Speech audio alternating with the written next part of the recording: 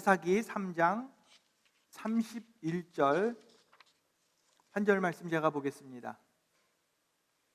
에훗 후에는 아낫의 아들 삼갈이 있어 소모는 막대기로 블레셋 사람 600명을 죽였고 그도 이스라엘을 구원하였더라. 아멘. 여러분, 오늘 교회 오신 것을 다시 한번 환영합니다. 오늘 예배를 통해서 은혜 받는 귀한 시간 되시길 바라고, 특별히 환절기에 건강하시길 바랍니다. 우리는 지금 100% 헌신된 믿음이라는 시리즈를 하고 있습니다. 우리는 이번 시리즈를 통해 하나님께 대한 우리의 헌신에 대해서 생각해 보고 있습니다. 그리고 오늘은 삼갈의 삶에 대해서 생각해 보겠습니다.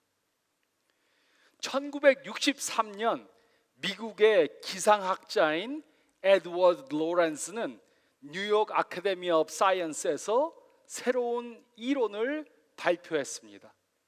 그는 아마존에 있는 한 나비의 나는 것이 기류의 흐름을 바꿔서 텍사스에 돌풍을 가져오게 할 수 있다고 그렇게 말했습니다. 그는 미세한 변화가 큰 영향력을 가져다 줄 수 있다는 이론을 발표한 것입니다.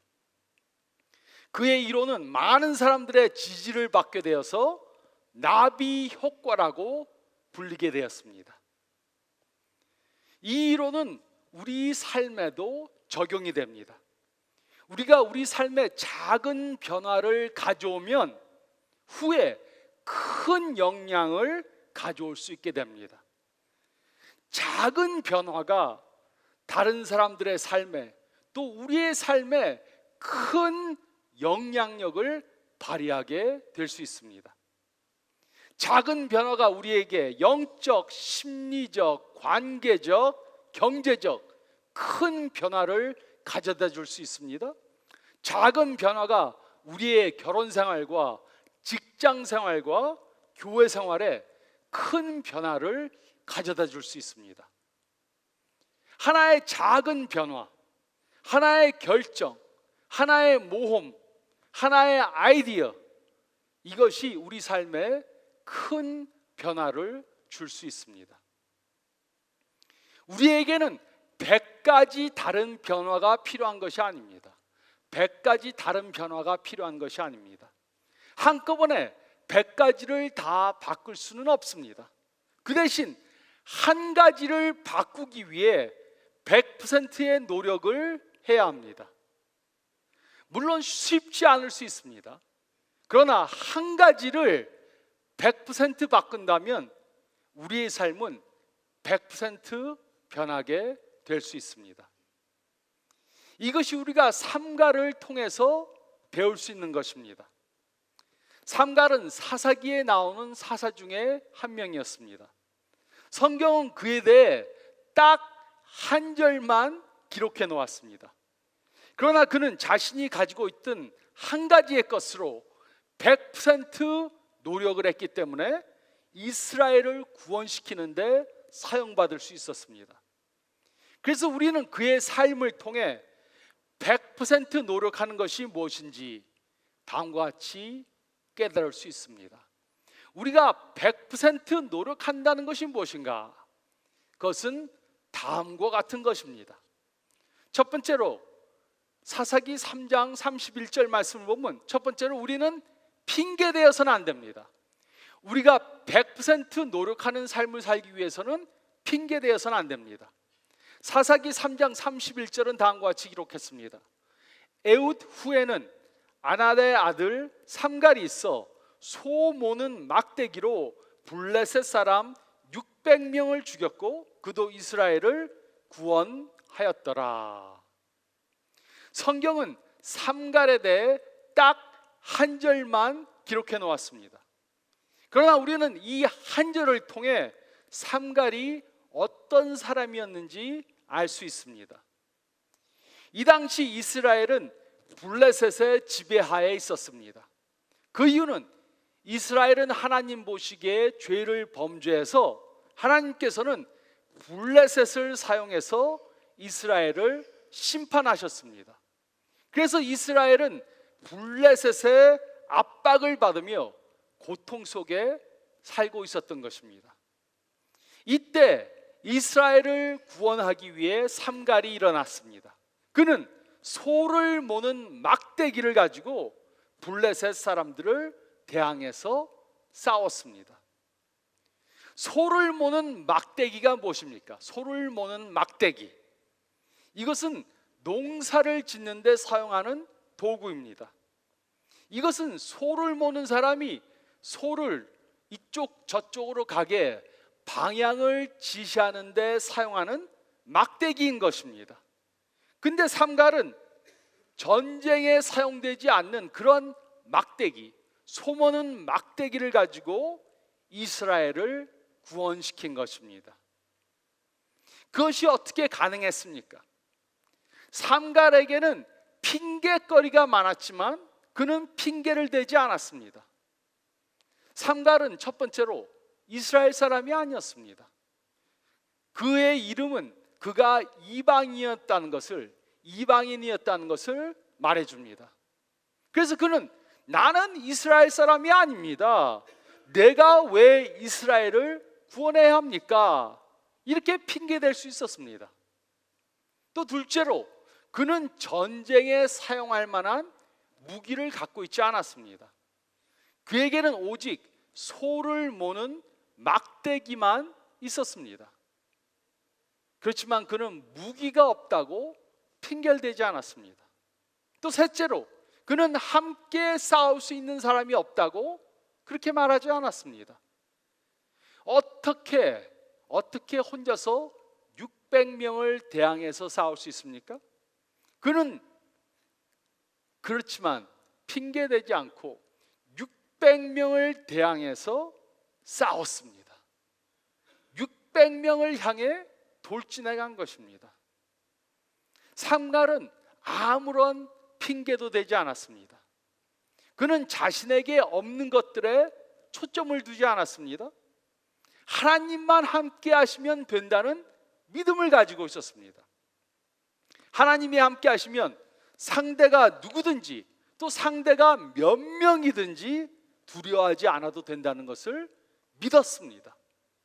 그렇기 때문에 그는 소를 모는 막대기로 온 힘을 다해 싸웠던 것입니다.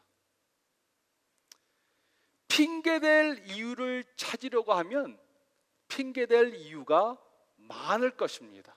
그러나 반대로 핑계댈 이유를 찾지 않으면 아무런 이유도 찾지 못할 것입니다. 어떤 사람들은 핑계댈 이유를 찾는데 온갖 창의력을 발휘합니다. 그러나 우리는 그 창의력을 문제를 해결하는 데 사용해야 합니다. 그렇게 한다면 삼갈과 같이 하나님께 쓰임을 받는 우리들이 될 것입니다.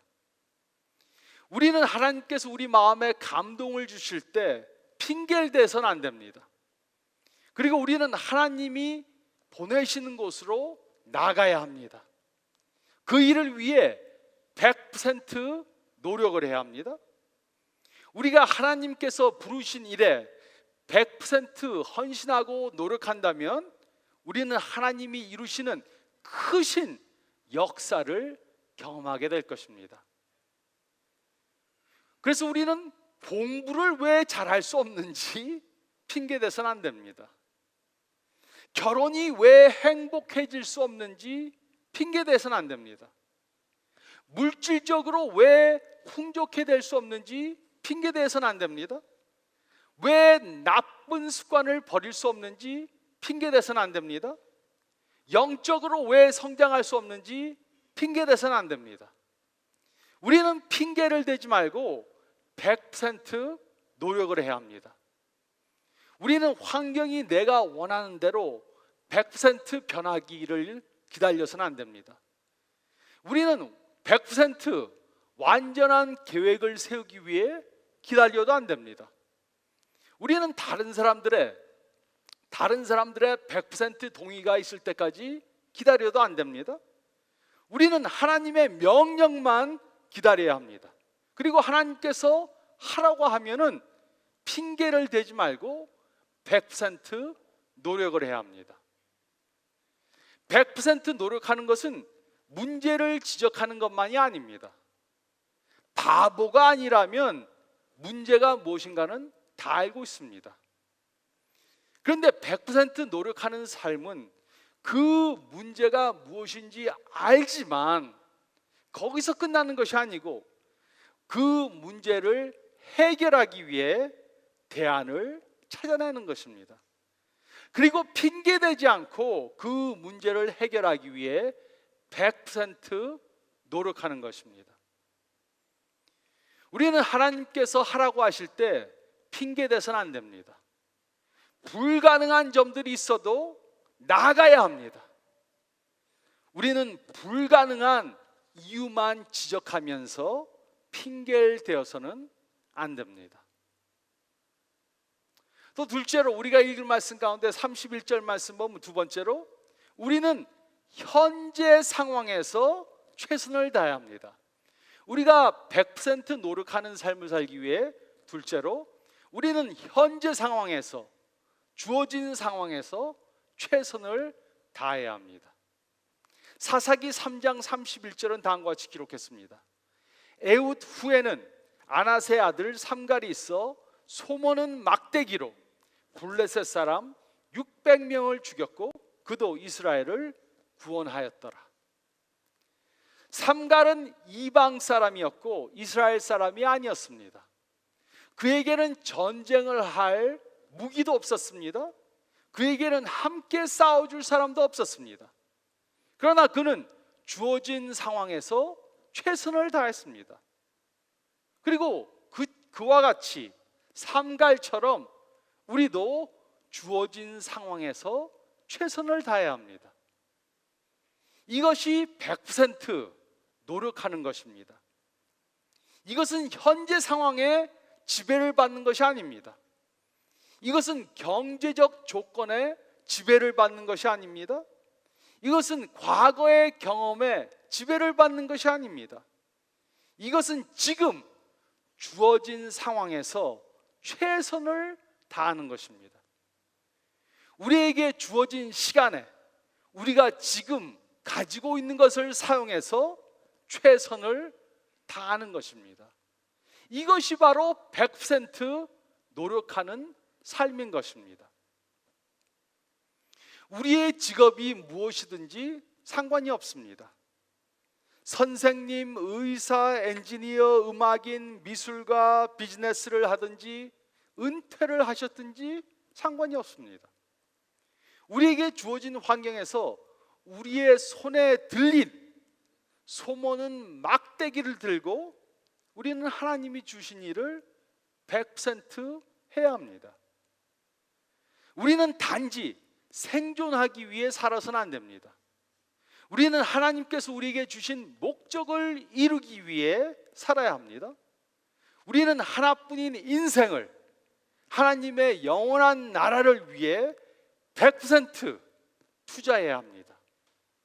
우리는 우리의 인생을 영원한 것을 이루기 위해 투자해야 하는 것입니다. 그렇게 하기 위해 직업을 바꾸지 않아도 됩니다. 환경을 바꾸지 않아도 됩니다. 친구를 바꾸지 않아도 됩니다. 교회를 바꾸지 않아도 됩니다. 하지만 우리는 우리 자신들을 바꿔야 합니다. 다른 사람들은, 어떤 사람들은 뭐가 문제인가? 내 직업이 문제다. 내 환경이 문제다. 내 배우자가 문제다. 내 친구들이 문제다. 내 교회가 문제다.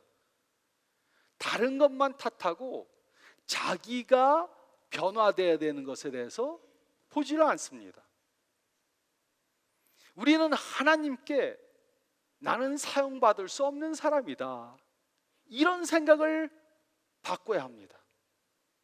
기도와 성경 공부와 예배를 통해 우리가 생각하는 것을 변화시키고 우리 자신들을 변화시켜야 합니다. 하나님께서는 우리에게 있는 어떤 것도 사용하실 수 있습니다. 우리의 재능, 성령의 은사, 성격 등을 사용하실 수 있습니다. 우리들의 관계, 기술, 경험, 시간, 물질을 사용하실 수 있으십니다. 우리에게는 하나님께서 사용할 만한 아무것도 없다, 이렇게 생각할 수 있습니다. 그러나 하나님께서 삼갈과 그가 가지고 있던 소를 모는 막대기를 사용하셨다면 우리와 또 우리가 가지고 있는 것을 하나님께서는 사용하실 수 있으십니다. 우리는 이 사실을 믿어야 합니다. 하나님께서는 능력 많은 사람들을 부르시는 것이 아닙니다. 하나님께서는 약한 자들을 부르시고 사용하셔서 그의 영광을 나타내십니다. 하나님께서 요구하시는 것은 경험이나 전문 지식이 아닙니다. 그 대신 하나님께서 요구하시는 것은 겸손과 순종입니다. 우리가 작은 일에 충성을 다하면 하나님께서는 우리에게 더 큰 일들을 맡기실 것입니다. 우리가 지금 처한 상황이 연약할 수 있습니다. 가진 것이 아무것도 없다고 생각될 수 있습니다. 하지만 우리는 현재 상황에서 최선을 다해야 합니다. 그러면 우리는 하나님의 놀라우신 역사를 경험하게 될 것입니다. 이것이 바로 100% 노력하는 삶인 것입니다. 그래서 우리가 하나님께 쓰임받고 영원한 일을 해내기 위해서는 우리는 100% 노력해야 합니다. 우리가 처한 상황에서 내가 할 수 있는 것으로 100% 노력을 해야 하는 것입니다. 또 세 번째로 저희가 읽은 말씀 31절 말씀을 보면 우리가 100% 노력하는 삶을 살기 위해서 우리는 세 번째로 공격적인 삶을 살아야 합니다. 공격적인 삶을 살아야 합니다. 사사기 3장 31절은 다음과 같이 기록했습니다. 에훗 후에는 아나스의 아들 삼갈이 있고 소모는 막대기로 블레셋 사람 600명을 죽였고 그도 이스라엘을 구원하였더라. 삼갈은 소를 모는 막대기 하나로 혼자서 600명의 적들을 향해 달려갔습니다. 그는 하나님의 능력으로 100% 공격을 할 수 있었던 것입니다. 그리고 이것이 그가 이스라엘을 구원하게 된 이유였습니다. 그는 소를 모는 막대기를 가지고 방어한 것이 아닙니다. 그는 소를 모는 막대기로 공격을 한 것입니다. 우리에게도 싸워서 이겨야 하는 적들이 있습니다. 우리들의 교만함, 나쁜 습관들, 다른 사람들을 사랑하지 못하는 마음, 이기지 못하고 있는 죄들이 우리들의 적입니다. 그래서 우리는 하나님의 능력을 믿고 우리의 적들을 향해 공격적으로 나가야 합니다.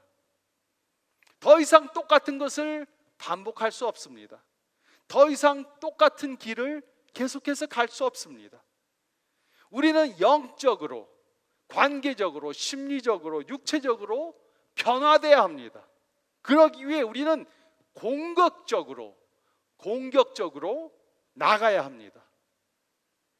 살을 빼기 원한다면, 빚을 갚기 원한다면, 부간에 좋은 관계를 갖기 원한다면, 좋은 직장인이 되길 원한다면, 영적으로 성장하기 원한다면, 하나님의 나라를 위해 살길 원한다면 우리는 공격적인 삶을 살아야 합니다.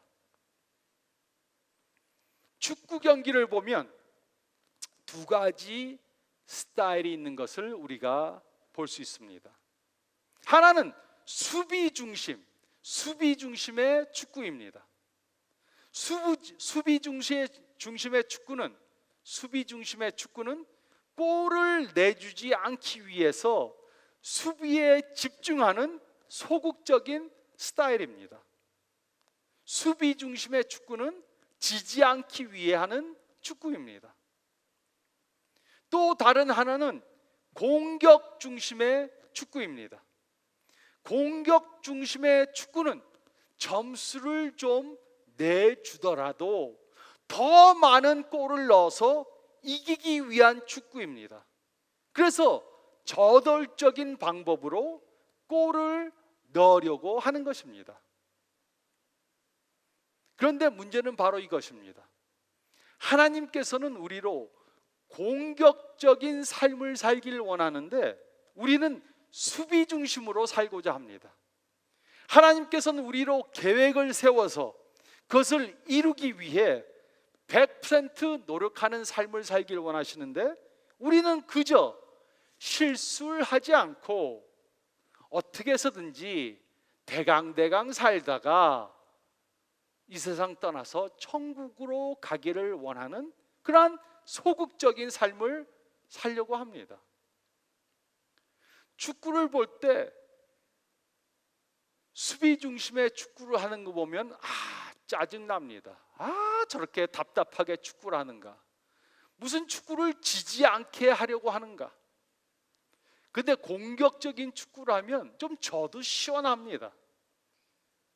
그래서 보니까 하나님 보시기에 우리가 소극적인 삶을 산다면, 수비 중심의 삶을 산다면 하나님께서 우리를 보시면서 정말 답답하다 이렇게 생각하실 것입니다. 우리가 공격적으로 살기 위해 우리 삶의 모든 것을 다 바꿔야 하는 것은 아닙니다. 단 한 개의 중요한 결정이 우리 삶에 놀라운 변화를 가져다 줄 수 있습니다. 우리는 한 가지의 중요한 결정을 하고 그것을 이루기 위해 100% 투자를 해야 합니다. 100% 노력을 해야 합니다. 그러면 우리 삶에 큰 변화가 일어날 것입니다. 작은 것 같이 보이더라도 그것을 꾸준히 하면 큰 효과가 있을 수 있습니다. 1%의 변화가 100%의 변화를 가져다 줄 수 있습니다. 한 가지를 100% 바꾸면 우리 삶에 큰 변화가 일어날 수 있습니다. 그러나 이런 변화를 경험하기 위해 우리는 결정해야 합니다. 우리 손에 있는 소를 모는 막대기를 들고 우리는 앞으로 담대하게 나아가야 합니다. 우리는 계획을 세워 공격적으로 나아가야 합니다. 그러기 위해 신용카드를 잘라버려야 할 수도 있습니다. 헬스클럽에 가입해야 할 수도 있습니다. 대학원에 입학해야 할 수도 있습니다. 단기 선교를 가야 할 수도 있습니다. 기도 요청을 해야 할 수도 있습니다. 좋은 동기를 가졌다고 변화되는 것이 아닙니다. 아무리 좋은 동기가 있어도 하지 않으면 변화가 올 수 없습니다. 우리는 좋은 계획을 세워서 그것을 이루기 위해 공격적으로 살아야 하는 것입니다. 결단하지 않는 것은 결단하지 않기로 결정한 것입니다. 행동하지 않는 것은 행동하지 않기로 행동하는 것입니다. 기회는 저절로 운이 좋아서 오는 것이 아닙니다. 기회는 만들어야 하는 것입니다. 우리는 기회가 올 때까지 마냥 기다려서는 안 됩니다. 우리는 공격적인 삶을 삶으로 기회가 오도록 만들어야 하는 것입니다.